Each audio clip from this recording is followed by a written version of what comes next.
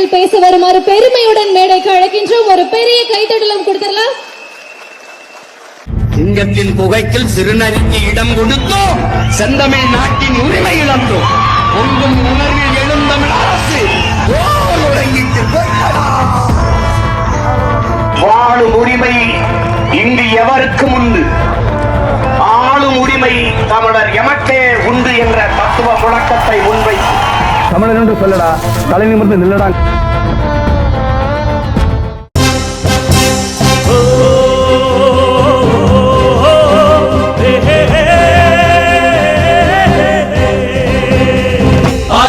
சோழன் வீரம் போர் கண்ட புலியின் தீரம் சேர்க்கின்ற மீட்பன் எங்கள் அண்ணன். போற்றுதலுக்கும் வணக்கத்திற்கும் உரிய பெருமக்களை, உங்கள் அனைவருக்கும் என் அன்பும் வணக்கமும்.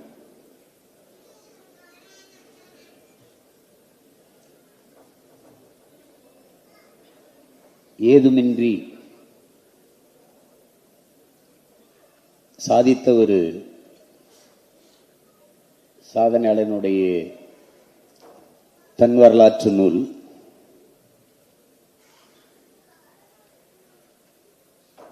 இங்கே தன்னுடைய வாழ்க்கை குறிப்பை பதிவு செய்கிற போது ஒரு தற்பெருமை பேசுவது போல பார்க்கப்படுகிறது.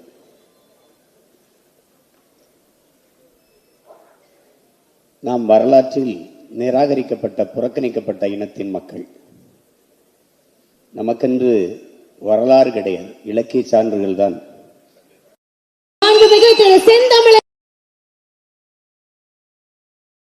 சீமான் அவர்களை புதுமையின் சக்தி என்ற தலைப்பில் பேச வருமாறு பெருமையுடன் மேடைக்கு அழைக்கின்றோம். ஒரு பெரிய கைத்தட்டலும் கொடுத்துடலாம்.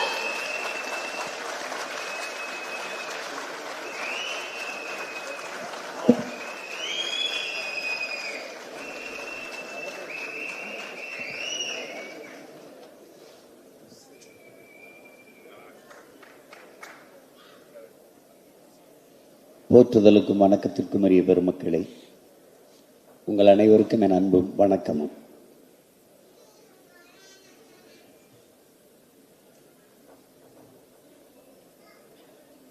ஏதுமின்றி சாதித்த ஒரு சாதனையாளனுடைய தன் வரலாற்று நூல்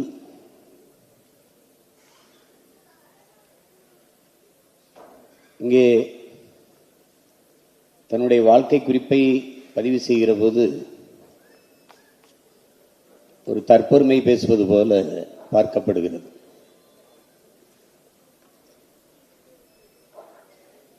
நாம் வரலாற்றில் நிராகரிக்கப்பட்ட புறக்கணிக்கப்பட்ட இனத்தின் மக்கள். நமக்கென்று வரலாறு கிடையாது, இலக்கிய சான்றுகள் தான். பாண்டிய நெடுஞ்செழியன் மதுரை ஆண்டான் என்று சிலப்பதிகாரம் சொல்லித்தான் நமக்கு திரும்பி ஒழிய வரலாற்று சான்று எதுவும் கிடையாது. இங்கே பழம்பெருமை பேசுவது என்பது அது படிப்பினை. பழம்பெருமை பேசுவது பீற்றிக்கொள்ள அல்ல, நம்மை நாமே ஒரு முறை தேற்றிக்கொள்ள. வரலாறு தான் வழிநடுகிலும் ஒவ்வொரு தேசியனத்தையும் வழிநடத்துகிறது. அதனால்தான் வரலாற்றை மறந்துவிட்ட இனம் சுடுகாட்டில் இறந்து கிடக்கிற பிணம் என்று கோசிமின் சொல்கிறார். வரலாற்றை படிக்காத எந்த இனமும் வரலாற்றை படைக்க முடியாது என்கிறார் அம்பேத்கர். இது ஒரு தனி மனிதனின் வரலாறு என்று தள்ளி வைத்துவிட முடியாது. தமிழ் தேசிய இனத்தின் ஒரு பேரினத்தினுடைய வரலாறு, அதனுடைய அடையாளம் என்றுதான் இதை பார்க்க வேண்டும். இங்கே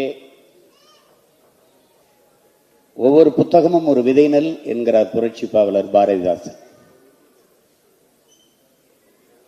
ஒரு நெல்மணியைத்தான் நாம் நிலத்தில் விதைக்கிறோம், ஒரு நாற்று தான் வருகிறது. ஆனால் அந்த நாற்றை எடுத்து நிலத்தில் நடும்போது அது 100க்கு குறையாத நாற்றாக பரவி விரிகிறது.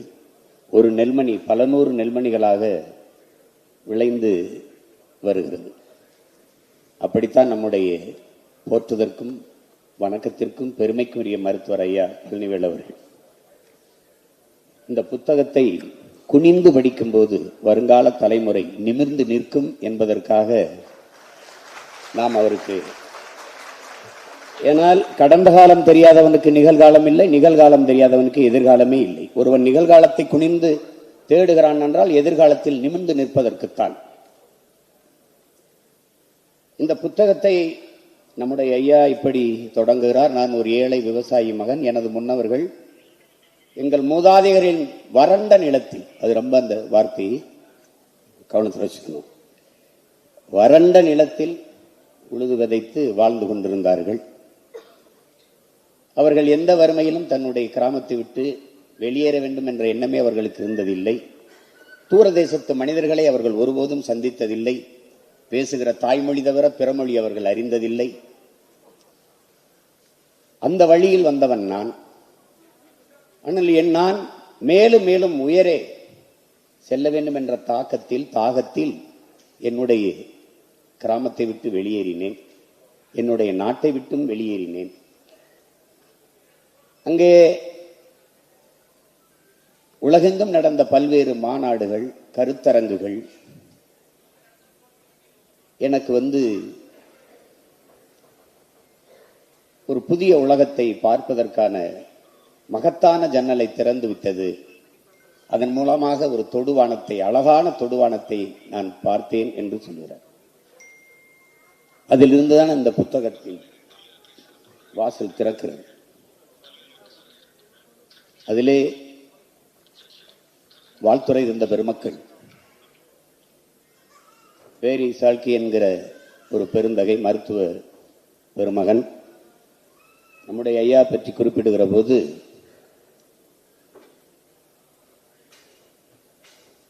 இந்த நுண்துளை அறுவை சிகிச்சை நான் அமெரிக்க நுண்துளை இந்த அறுவை சிகிச்சை, அதை இரைப்பை, குடல் நோய், இதற்கான அறுவை சிகிச்சை இதில் நான் தலைவராக இருந்தேன். அப்போது துணைத் தலைவராக இருந்தேன். ஆனால் அப்போது யாரெல்லாம் இந்த அறுவை சிகிச்சையில் சிறப்புற செய்கிறார்களோ அந்த காணொளிகளை பார்த்து அதை மதிப்பீடு செய்வது என்னுடைய பணி. அப்படி பார்க்கிற போது ஒரு காணொளி மிக எளிதாக இந்த நுண்துளை அறுவை சிகிச்சையை கையாண்டு செய்திருந்ததை நான் பார்த்தேன். ஆனால் அது கோயம்புத்தூர்லேருந்து வந்திருந்தது. நான் அப்படி ஒரு பேரை அதுவரை கண்டதே இல்லை, கேட்டதும் இல்லை. அது இந்தியாவில் எந்த பகுதியில் இருக்கிறது என்பது எனக்கு தெரியாது. ஆனால் அந்த மருத்துவரின் பெயர் பழனிவேலு என்று இருந்தது. அதற்கு பிறகுதான் நான் இந்தியாவிற்கு பலமுறை வந்தேன், கோயம்புத்தூர் வந்தேன். அவர் நேரடியாகவே அந்த அறுவை சிகிச்சை செய்கிறதை பார்க்கிற ஒரு பெரும் வாய்ப்பை பெற்றேன். தேர்ந்த தன் கைகளால் அவர் அந்த அறுவை சிகிச்சை செய்வதை பார்ப்பது ஒரு பேரற்புதம் என்று பதிவு செய்திருக்கிறார்.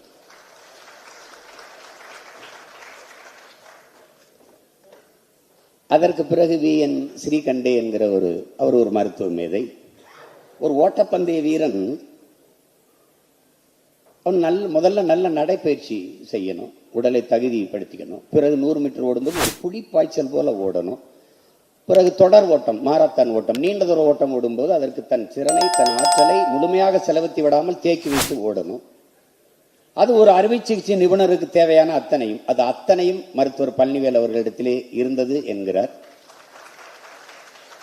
1982 கர்நாடகா நடந்த கருத்தரங்கில் இந்த நுண்துளை அறுவை சிகிச்சை, லேப்ராஸ்கோபி, இதை பற்றி அறுவை சிகிச்சையை ஒருத்தர் பேசினாரு.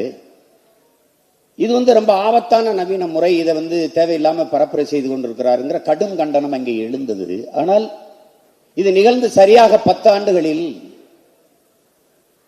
அறுவை சிகிச்சை உலகத்தையே பெரும் தாக்கத்தை தன்வயப்படுத்தி கொண்டிருந்தது. இந்த லேப்ராஸ்கோபி, இந்த நுண்துளை அறுவை சிகிச்சை முறை தன்வயப்படுத்திடுச்சு உலகத்தை. அப்போது அவர் அதே தான் சொல்றாரு. நான் பல அறுவை சிகிச்சை இதுகளை பார்க்கும்போது எனக்கு தெரியாதப்போ ஒரு துடிப்பு மிக்க ஒரு இளைஞன் இந்த அறுவை சிகிச்சை முறையில் தென்னிந்தியாவிலிருந்து கோயம்புத்தூர்லிருந்து ஒரு அசாத்திய சாதனையை படைத்து உலகத்தையே தன் பக்கம் திருப்புகிற அளவுக்கு ஒரு தாக்கத்தை ஏற்படுத்துவான் என்று நான் அப்போது கனவிலும் நினைக்கலைங்கிறார். அது நம்முடைய ஐயா மருத்துவர் பழனிவேல் அவர்கள் தான். நம்முடைய தமிழ் அறிவியலின் அடையாளங்களாக இருக்கிற தமிழ் போர், இது தமிழர்களுக்கான போர்க்களம். நமது தமிழ் போர் ஊடகத்தின் வளர்ச்சிக்கு நீ உதவுவதாக இருந்தால் தாராளமாக உதவலாம். உங்களால் முடிந்த ஒரே ₹1 நீங்க ஒரு காணொலிக்கு ஒரு நம்பர் செலுத்தினால எங்களது வளர்ச்சிக்கு போதுமானதுன்னு சொல்லி நம்ம நினைக்கிறோம். எப்படி நமது வளர்ச்சிக்கு உங்களுடைய தொகையை செலுத்துவது அப்படின்னு பார்த்தீங்கன்னா, நீங்கள் பார்த்துட்டு இருக்கிற வீடியோவுக்கு கீழே இருக்கக்கூடிய டிஸ்கிரிப்ஷனில் நமது வங்கியினுடைய கணக்கும் ஜிபே எண்ணும் கொடுத்துருக்கோம். அதில் நீங்கள் உங்களுடைய தொகையை நமது தமிழ் போர் ஊடகத்தின் வளர்ச்சிக்கு தாராளமாக உதவலாம். ஐயா அப்துல் கலாம், ஐயா மயில்சாமி அண்ணாதுரை போன்றவர்கள். ஐயா மயில்சாமி அண்ணாதுரை சந்திராயன் திட்டக்குழுவினுடைய இயக்குனர், திட்டத்தினுடைய இயக்குனர். அவர் சொல்றாங்க, அவருடைய இந்த நூல் என்பது வருங்கால தலைமுறை வாசித்து நேசித்து ஒரு வழித்தடமாக, ஒரு வாழ்க்கையின் உதாரணமாக வைத்துக் கொள்ளக்கூடிய ஒன்று. நாள்தோறும் கற்பது, புதிதாக கண்டுபிடிக்க வேண்டும் என்கிற பேரார்வம்,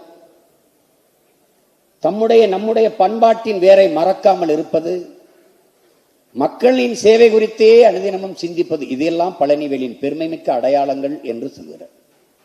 இந்த நூலிலே அவர் பதிவு செய்திருப்பது தன் வாழ்நாளில் அவர் சந்தித்த நெருக்கடிகளையும் உழைத்து உயர்ந்த உயரத்தையும் மக்களின் எளிய மொழியில் பதிவு செய்திருக்கிறார் என்று ஐயா மயில்சாமி அண்ணாதுரை அவர்கள் இந்த நூலை பற்றி குறிப்பிடுகிறார். அதிலே உரைநடை, அதையும் தாண்டி கவிதை நடையில் ஐயா சொன்னதெல்லாம் சில வரிகளில் சில வார்த்தைகளை, சில பக்கங்களை படிக்கும்போது நாம் உறைந்து போவோம். அப்படி பல பக்கங்களில் நான் உறைந்து இருந்தேன். அதிலே ஐயா சொல்லுகிறாங்க, ஒரே மாதிரி அறுவை தான், ஒரே மாதிரி தான், ஒரே மாதிரி தினந்தோறும் அதே தான். ஆனால் நோயாளிகள் ஒவ்வொருவரும் புதியவர்கள் என்கிறார். சிகிச்சை முறை ஒன்றுதான், நோயாளிகள் புதியவர்கள். இது அலுப்பு தட்டுமா என்று, இது அலுப்பு தட்டக்கூடிய ஒன்று என்று நான் எப்படி சொல்வது? முழு ஈடுபாட்டோடு செய்தேன், முழு ஈடுபாட்டோடு இந்த பணியை செய்தேன். என்னுடைய கால சிறகுகள் மிக வேகமாக பறந்தது, உயிரை பறந்தது. அதனுடைய சிறகுகளின் நீளம், அந்த சிறகுகள் மிக நீளமானது, மிக வலிமையானது. புத்துணர்வு தரும் காற்றின் திசையில் நீலவானில் பறக்குகிற போது களைப்பு ஏற்பட வாய்ப்பேது என்கிறார். அப்படி செய்கிற தன் வேலையை முழு ஈடுபாட்டோடு செய்கிற ஒரு பெருந்தகை, ஒரு சேவையாக நினைத்து செய்கிற பெருந்தகை நம்முடைய ஐயா பழனிவேல் அவர்கள்.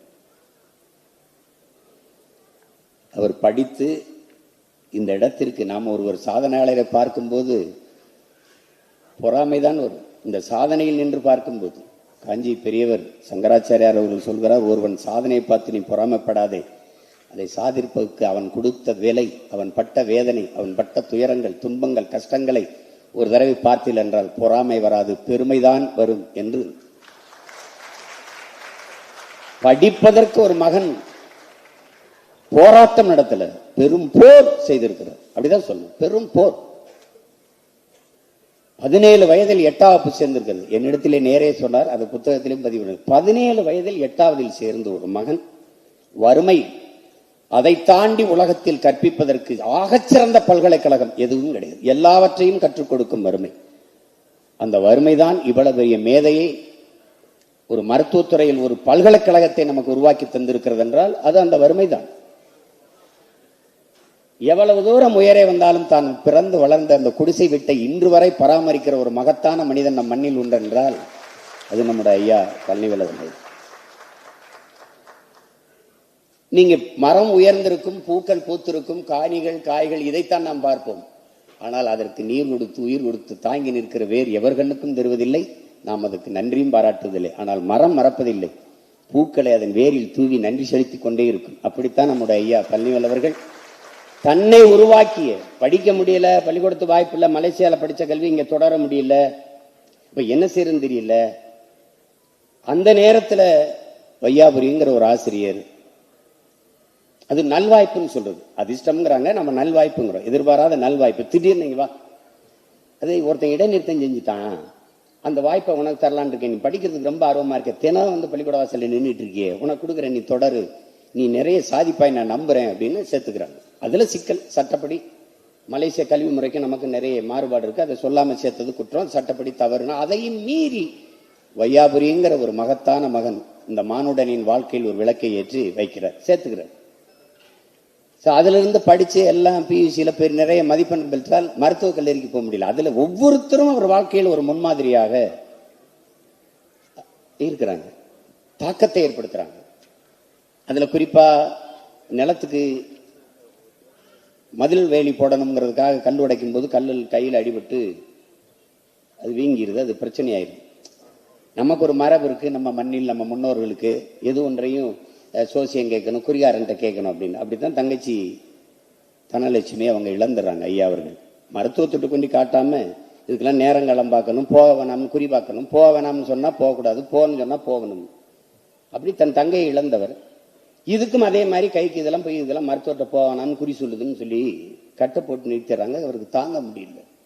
அப்ப தன்னுடைய மாமா சின்னசாமியை அவரை கூப்பிட்டு, தன்னுடைய மாமா துரைசாமியை கூப்பிட்டு அவரை நாமக்கல்ல இருக்கிற மருத்துவர் காளியப்பன் போய் காட்டும் போது அந்த காளியப்பன் தான் பெரிய திசைக்கு அவரை மாற்றுகிறார். அவருடைய உருவத் தோற்றம் பாருங்க, எந்த அளவுக்கு வணிகிறார் பாருங்க. சுருள் முடி, வெள்ளை உடை, முகத்தில் ஒரு முடி இல்ல முழுக்க சவரம் பண்ணியிருக்கிறார். கை விரல் நகங்களை எல்லாம் ஒட்ட வச்சிருக்கிறார். அந்த காலணி பளபளப்பா இருக்கு. இதெல்லாம் கவனிச்சிருக்காரு.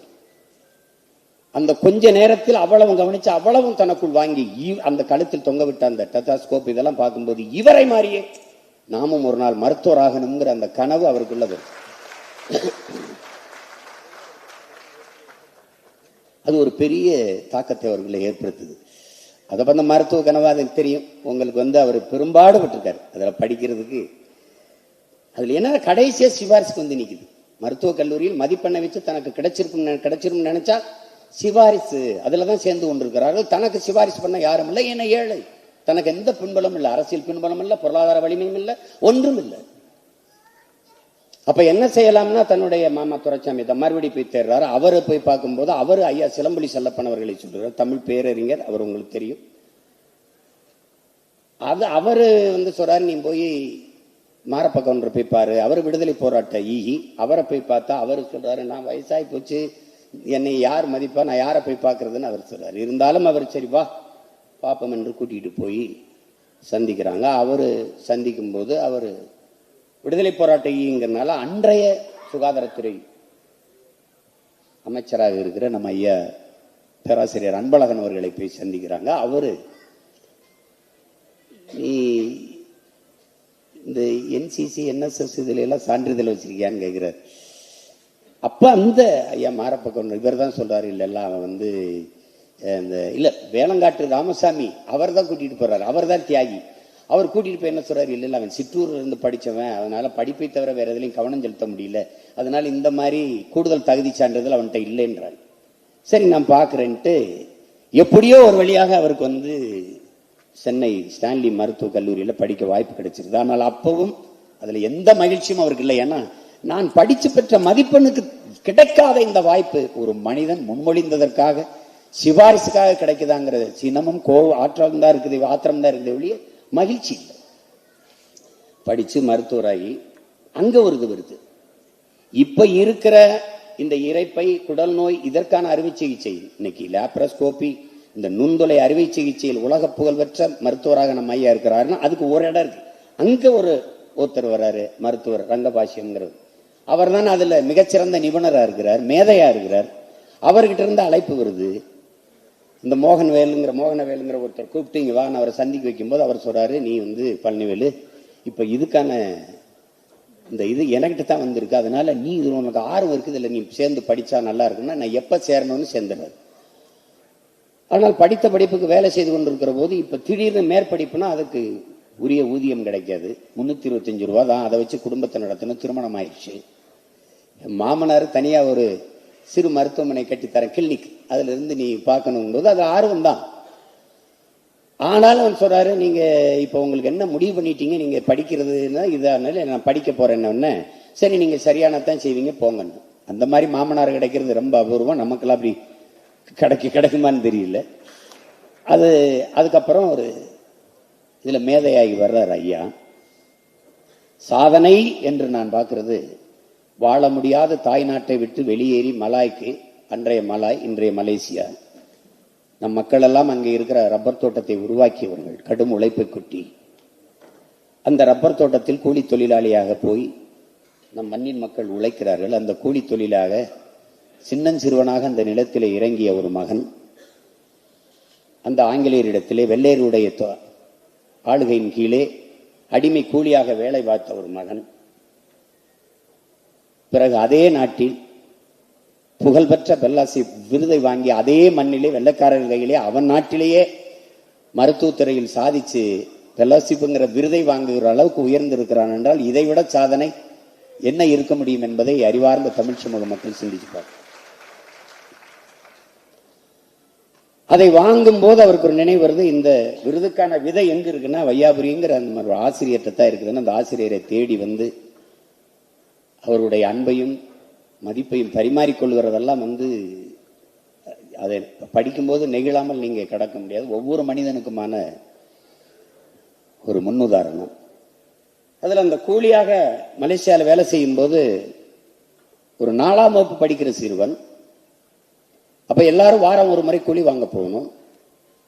அங்க தோட்டத்தை நிர்வகிக்கிறவன் துறை என்று அழைக்கப்படுகிறான். அவனுக்கு கூலி கணக்கு பிள்ளை வேலை செய்கிறவர்கள் எல்லாம் கிராணி என்று அழைக்கப்படுகிறார்கள். அந்த கணக்கு பிள்ளைக்கு மூத்த கூலிகள், நம்முடைய கூலிகள், நம்முடைய ஆட்கள், அவர்களுக்கு வேலை செய்வது கங்காணி என்று அழைக்கப்படுகிறார்கள். தன் தாய்க்கு உடல்நிலை சரியில்லாமல் போய் விடுகிறது காளியம்மாளுக்கு. நீ போய் எல்லோரோடும் போய் அந்த கூலியை வாங்கிட்டு வா என்று வாங்குற போது அந்த துறை காசை என்னை கொடுத்து கொண்டிருக்கிறார். இவர் காலை விரித்து வைத்து பிறங்கை இடுப்பில் 2 கை வைத்துக் கொண்டு முறைத்து அவனை பார்த்து கொண்டே நிற்கிறார். ஒரு சிறுவன் திமிராக இப்படி நிற்கிறானே என்று அவர் பார்க்கிறார். அந்த வெள்ளக்காரத்துறை காலை இடுறா, கை இடுறாரு. அவர் எடுக்கல, அப்படியே பார்த்தபடியே இருக்கிறாரு. அந்த நேரத்தில் ஒரு மின்னல் போல ஒரு சின்ன பின்னிகழ்வு, பிளாஷ்பேக் ஐயா பழனிவேல் அவர்கள் பார்வையில். அவங்க குடியிருக்கிற பக்கத்துல தான் அவருடைய குடியிருப்பு இருக்குது, அந்த துறையோடது. அவ அப்பப்ப இந்த தீபாவளி கோயில் திருவிழாக்கெல்லாம் சில்லறை காசுகளை அள்ளி வீசுவது அவனுடைய வழக்கம், அவனுடைய பொழுதுபோக்கு. அந்த சிறுவர்கள் எல்லாம் பாய்ந்து ஒருவர் ஈர்த்து கொண்டு புழுதியிலே பிறண்டு எடுக்கிறது வழக்கம். அந்த இடத்துல ஒரு சிறுவன் யோசிக்கிறான், அப்படி பார்க்கிறான், இவன் எதுக்கு இந்த காசை வீசி எறியணும்? அதையும் இந்த குழந்தையெல்லாம் புழுதியில பிறண்டு எடுக்கணும், அடிச்சு பிடிச்சிட்டு எடுக்கணும். ஏன் அவன் மரியாதையா கண்ணியமா கையில கொடுக்கலாமே, இவன் அதை செய்யல அப்படிங்கிற கேள்வி எழுது. அந்த கேள்வி, அந்த கோபம் அப்படியே அந்த வெள்ளக்காரத்துறைக்கு, நீ என்ன பெரிய இவனடா, இது ஒன்றும் கோயில் திருவிழாமில்ல, நீ காசு ஒன்றும் விட்டேறியில்ல, இது எங்க அம்மாவுடைய உழைப்புக்கான கூலி. அதை கேட்கறதுனால அவங்க கை கட்டி கூலி குறுகி நிற்கணும், இப்படிதான்டா நிற்பேன்னு இடுப்புல இருந்து கை எடுக்கல. இந்த திமிர், இந்த நிமிர்வு, இது எங்கிருந்து வருது? எங்கிருந்து? பரம்பரை மரபின் நீட்சி, பரம்பரை ரத்தம். ஹைதர் அலி மைசூரை தலைமையிடமாக கொண்டு ஆளுகிற போது இங்கே இருந்து கப்பம் வசூலித்துக் கொண்டு போகிறார்கள். கப்பம் வசூலித்துக் கொண்டு போறவர்கள் நம்மவர்கள் தான், நம்முடைய வீரர்கள் தான். குதிரைகளை போய் கொண்டிருக்கும் போது ஒரு சிறுவன் வருகிறான், இளம் வயது சிறுவன், மீசை விட முளைக்கல, கூறுக மறிச்சு நிறுத்தி வாங்கின கப்பத்தை என்கிட்ட கொடுங்கிறார். அடிச்சு பறிக்கிறார், சண்டையிட்டு தோகடிச்சு கப்பத்தை பறிக்கிறார், காசை கொடுறாரு. ஏன் நிலத்திலிருந்து என்னடா உனக்கு கப்பம் போறது? ஏன் நாங்க இங்க போய் மன்னர் கேட்டா என்ன பதில் சொல்றது? போடா போய் சொல்ற, சென்னி மலைக்கும் சிவன் மலைக்கு இடையில சின்ன மலை பறித்து கொண்டேன்னு போய் சொல்றா. அங்க போய் அவன் சொன்ன உடனே அவன் ஹைதர் அலி எத்தனை பேர்னு ஒருத்தன், என்ன வயசு இருக்கும், 19 வயதுன்னு பயந்துட்டான். 19 வயசு உங்க இத்தனை பேர் அடிச்சுட்டான். நான் அந்த பரம்பரை வீரம், அந்த ரத்தம் அப்படி நிமிர்ந்து நிக்குது. அவன் வெள்ளக்காரனா இருந்தானா கொள்ளக்காரனா இருந்தாலும் எவனா இருந்தாலும் கவலை இல்லை நமக்கு.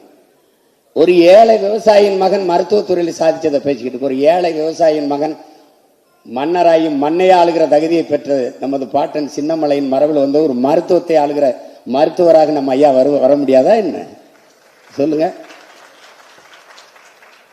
அதற்கு பிறகு அங்க அவருடைய ஆண்மை திறம், வீரம், இதையெல்லாம் நீங்க பார்க்க முடியும். திருப்பி கல்லூரியில் படிக்கும் போது சுற்றுலா நண்பர்களோட, பேருந்தை ஓட்டுநர் வயது முதிர்ந்தவர் மெதுவாக செல்கிறார், ஒரு நிதானமான வேகத்தில், மித வேகத்தில். நண்பர்களுக்கெல்லாம் இவர் வேகமா போகணும், வேகமா போகணும். அதுல ஒரு கொஞ்சம் இந்த கிழவனை 2 அடி போட்டா தாண்டா அவன் வேகமா ஓட்டுவான்ட்டு. வார்த்தை அளந்து பேசு, அளந்து பேசு. நீ சாலமன் விக்டர்னு நம்ம கல்லூரியில் மருத்துவர் இருக்கிறாரு, அவருடைய தாய் உனக்கு தெரியுமா? நம்முடைய கல்லூரியில் மகளிர் விடுதியிலே தூய்மை பணியை செய்கிற ஒரு தொழிலாளி சாலமன் விக்டருடைய தாய். அதனால அந்த மருத்துவனுடைய தரம் குறைந்து போயிட்டதா? நீ எப்படி இப்படி குறைச்சு மதிப்பிடுவ? அவர் அப்படி வெளிவா பேசுவ? அவர் நம் தந்தையின் வயதுக்கு ஒப்பானவர். நாம பத்திரமாக கொண்டு போய் சேர்க்க வேண்டும் என்று நிதானமாக ஓட்டி செல்கிறார். இதே ஓட்டுநர்களுடைய தந்தையாக இருந்தால் நீ என்ன செய்திருப்பாய்? வேற யாராவது ஒருவன் பேசியிருந்தால் நீ என்ன செய்திருப்பாய் என்ற கேள்வி கேட்கிற அந்த என்ன சொல்றது, அந்த மானுட நேயம். இதிலே திரைப்படத்தில் பேசுனதில் அவன் கதாநாயகன், அவன் நிழல் கதாநாயகன். நம்முடைய ஐயா நிஜ கதாநாயகன் என்பதை அந்த இளம் வயதிலிருந்து நீங்க பார்க்க முடியும். எந்த வழித்தடத்திலையும் அவர் தடம் மாறவே கிடையாது. அப்ப இன்னொரு விருது ரோமன்ல சேஜஸ்ங்கிற அந்த அமைப்பினுடைய தலைவர் அவர் வந்து ஜான் ஹண்டர், அவர் துணைத் தலைவர். கட்டுரைகளை அனுப்பணும், மருத்துவ குறிப்பு கட்டுரைகளை, அதுல விருதுக்கான கட்டுரைகளை தேர்வு செய்வார்கள். அதிலே அவரை சந்திக்கிற நம்முடைய மருத்துவர்கள் எல்லாம் சொல்றார்கள், பழனி நீ எப்படியாவது சிறப்பா செஞ்சு இந்த விருதை பெற்று ஒட்டுமொத்த நம்ம நாட்டுக்கு இந்த பெருமையை சேர்த்துரு அப்படின்ட்டு. அதுக்காக தனி கவனம் செலுத்தி இந்த கட்டுரையை ஐயா தாக்கல் செஞ்சிடறாங்க. அது பல கட்டுரைகள் குவியுது, அதுல ஒன்றை தேர்வு செய்கிறார்கள். அப்ப ஜான் ஹண்டர் வந்து எடுத்து அறிவிக்கிறார், விருதுக்கான கட்டுரையை நாங்கள் தேர்வு செய்து விட்டோம். அப்ப எல்லாரும் ஆவலா எதிர்பார்த்திருக்கும் போது அரங்கு முழுமைக்கும் இதே மாதிரி அமைதியா அப்ப கொஞ்ச நேரம் கழிச்சு சொல்கிறார், அந்த கட்டுரை இந்தியாவிலிருந்து வந்திருக்கிற பழனிவேல் அவர்களுடைய கட்டுரையை நாங்கள் விருதுக்காக தேர்வு செய்திருக்கிறோம் என்று. ஐயா அவர்கள் கையை பார்க்கிறார், கைதட்டுகிறார்கள், தன் கையை பார்க்கிறார். இந்த கைதான் இரவுகள் பாராமல் நிலத்திலே உழைத்த கை. இந்த கைதான் தொலை தூரத்தில் இருக்கிற சந்தைக்கு கூடை தூக்கி சென்ற கை. படிக்கும்போது யாருமே தன்னுடைய பிற்காலத்தை நினைக்காம இருக்க முடியாது, யாருமே. அப்ப இந்த ஆனால் இன்னைக்கு உலகத்தின் உயரிய அங்கீகாரத்தை பெற இருக்கிறது இந்த கை. இந்த கைதான் தேர்வு எழுத விடாமல் விரட்டி அடிக்கப்பட்ட கை. இந்த கைதான் பள்ளிக்கூடத்தில் படிக்க விடாமல் விரட்டி அடிக்கப்பட்டு கூரை வீட்டில் உட்கார்ந்து தவித்துக் கொண்டிருந்த கை. இந்த கைதான் இன்று உலகத்தின் உயரிய அங்கீகாரத்தை பெற இருக்கிறது. இந்த கைதான் அந்த மதில் சுவர் அமைக்கும் போது கற்களை எடுத்துட்டு போகும்போது விரல் அடிபட்டு காயம் பட்டும் போது அந்த விரல் வளைஞ்சிருக்கு. இன்னும் ஐயாவுக்கு விரல் வளைஞ்சுதான் இருக்குது. அதை சொல்றாரு, இப்படி காயம்பட்டு உரிய மருத்துவம் கிடைக்காமல் வளைந்த விரலை கொண்ட இந்த கைதான் இன்று உயரிய அங்கீகாரத்தை பெறப்போகிறது. உடன் நலிவுற்ற அந்திம காலத்தில் இருக்க தந்தையை சரியாக கவனிக்க முடியாமல், வேலையின் காரணமாக சரியாக கவனிக்க முடியாமல் கைவிட்ட கை இந்த கைதான். இந்த கைதான் உலகத்தின் மிக உயர்ந்த விருதை பெற இருக்கிறது என்று எழுதும்போது நீங்க கலங்காத மனிதன் எவரும் இருக்க முடியாது. அவர் வந்து ஏன் இவ்வளவு ஈடுபாடு இருக்குதுன்னா, நம்மள ஒருத்தர் அவருடைய சாதனை என் சாதனை, உங்கள் சாதனை, நம் ஒவ்வொருவருடைய சாதனையாக இருப்பதால் தான் நமக்கு இவ்வளவு இனம் தெரியாத மகிழ்ச்சியும் பூரிப்பும் பெருமையும் இருக்கிறது. அப்படிப்பட்ட ஒரு பெருமகன். இங்கே எனக்கு மட்டும்தான் அந்த அனுபவம் இருக்குன்னு நினைச்சா, என்னுடைய தம்பி அண்ணாமலைக்கும் அது இருந்திருக்குது. நான் வந்து ஐயா கிட்ட மருத்துவம் பெற்றவர்கள் நானும் ஒருவன். இதான் வந்து எனக்கு கராத்தே பயிற்சி எடுக்கும்போது மூச்சை உள்ளடக்கி பயிற்சி எடுத்ததில் அந்த குடல் இறக்கம் வந்துடுச்சு. அதுக்காக கராத்தே பயிற்சி எடுத்தா குடல் இறக்கம் வந்துடும் நான் சொல்றேன்ட்டு நீங்க தப்பா எடுக்கக்கூடாது.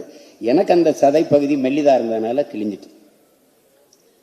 அப்ப கூட்டங்கள்ல பேசும்போது இறங்கிக்கும், ரொம்ப கஷ்டப்படுவேன். அப்படி ஏத்தி நிடும்போது ரொம்ப கஷ்டப்படுவேன். அப்ப எல்லாரும் சொல்லி, தம்பிக்கு சொன்ன மாதிரி தான், அண்ணாமலைக்கு சொன்ன மாதிரி தான், எனக்கு கோயம்புத்தூர்ல ஜெம் மருத்துவமனைக்கு போங்கன்னா ஐயா வந்து எனக்கு மருத்துவம் செஞ்சாங்க. அந்த நுண்தலை மூலமாக தான் எனக்கு. அப்ப நான் மருத்துவம் முடிச்சுட்டு அப்ப போகும்போது நான் ஓய்வு போறேன், திருப்பி வீட்டுக்கு போறேன். அப்ப உனக்கெல்லாம் சரியாயிட்டு, நீ மறுபடியும் போயிட்டு ஒரு மாசத்துக்கு கொஞ்சம் ஓய்வுல இரு, மறுபடியும் போய் கடுமையான பயிற்சிகளை மட்டும் செய்யாத, மற்றபடி போய் எல்லா வேலையும் பாருன்னு அனுப்பிட்டாங்க. அப்ப பணம் கட்டிட்டு நான் வீட்டுக்கு செல்லணும். கட்டண தொகை எடுத்துட்டு வராரு, போறேன். இங்க கட்ட போறாங்க. இல்ல ஐயா உங்களை கூப்பிடுறாங்க போங்கன்னு உள்ள போனோன்னா, நீ இங்க மருத்துவம் செய்யறது உங்க அம்மாவுக்கு தெரிஞ்சிருச்சு. அதாவது அம்மா ஐயாவோட மனைவி ஜெயா அம்மாவுக்கு தெரிஞ்சிட்டு, அவன் ஒருத்தன் தான் இருக்கான், அவன்கிட்ட காசு வாங்கி அசிங்கப்படுத்தாம அனுப்பிவிடு அவனை. உங்க அம்மா அனுப்பிவிட சொல்லிட்டா, நீ போ, உடம்பு பார்த்துக்க, வேற ஏதாவது என்னை கூப்பிடுன்ட்டு அனுப்பிட்டாங்க. அப்ப நான் சொன்னேன், என் தம்பி என் அன்புடைய இளவல் செந்தில் இருக்குதாரு, ஐயாவுடைய மருமகன், நாங்கெல்லாம் சுற்றி பார்க்கும்போது நான் சொன்னேன், செவிலியர்கள் எல்லாம் நம்மாளுகள் அல்ல. அப்ப அப்போ இதெல்லாம் வந்து இன்னும் அவுட்டு ஆப்ரேஷன் தியேட்டர் அப்படி இருந்தது. அறுவை சிகிச்சைகம்னு இல்லை, உள்ளே வெளியே அப்படிலாம் இல்லை. அப்போ நான் சொன்னேன், இதெல்லாம் தமிழ்லையும் எழுதி ஆங்கிலத்திலும் இருக்கலாமே அப்படின்னு. திருப்பி நான் மருத்துவமனைக்கு போனேன்.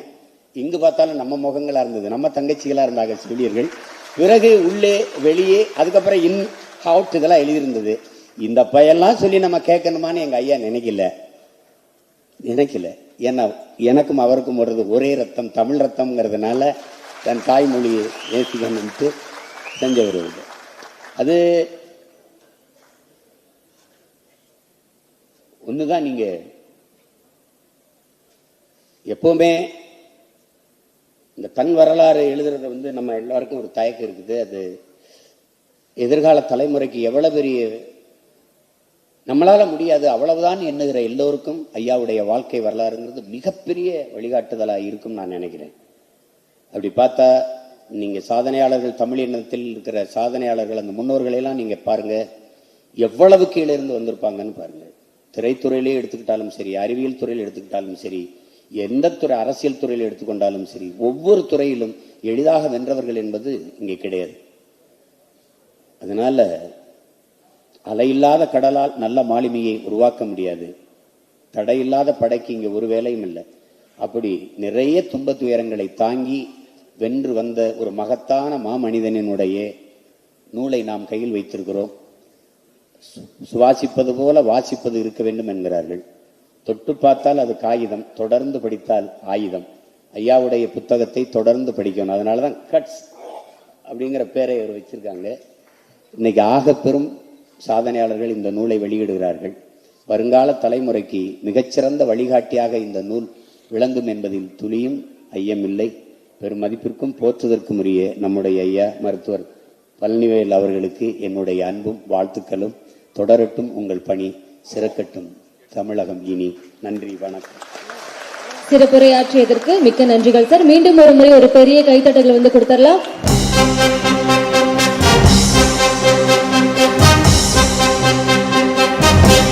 மதிப்பிற்குரிய சீமான் அவர்களுக்கு நினைவு பரிசினை வழங்கி கௌரவிப்பதற்காக டாக்டர் பழனிவேல் அவர்களை அன்புடன் அழைக்கின்றோம். ஆர்வென்ற சோழன் வீரம், போர் கண்ட புலியின் தீரம், சேர்கின்ற மீட்பன் எங்கள் அண்ணன். வழிகாட்டும் தலைவன் அறிவோம், வரலாற்றின் மரபின் செறிவோம், கற்பிக்கும் மாசான் எங்கள் அண்ணன். வந்தாரை ஆள விட்டு வஞ்சத்தால் வீழ்த்தப்பட்டு வருவதனை நெஞ்சில் கொண்ட அண்ணன். வந்தாரை ஆள விட்டு வஞ்சத்தால் வீழ்த்தப்பட்டு வருவதனை நெஞ்சில் கொண்ட அண்ணன். ஏறும் போரும் செய்த இனத்தின் காப்பரன், ஆள வந்த எங்கள் அண்ணன்.